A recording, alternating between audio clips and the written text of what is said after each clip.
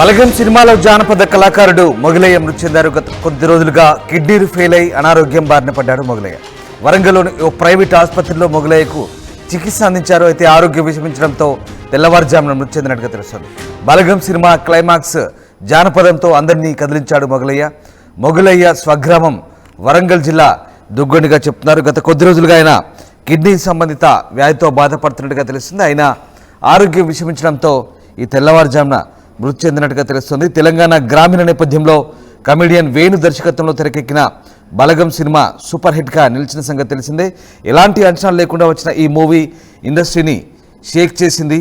అయితే ప్రస్తుత ఉరుకుల పరుగుల జీవితంలో మర్చిపోయిన మానవ సంబంధాలను ఈ సినిమా ద్వారా అద్భుతంగా చూపించారు.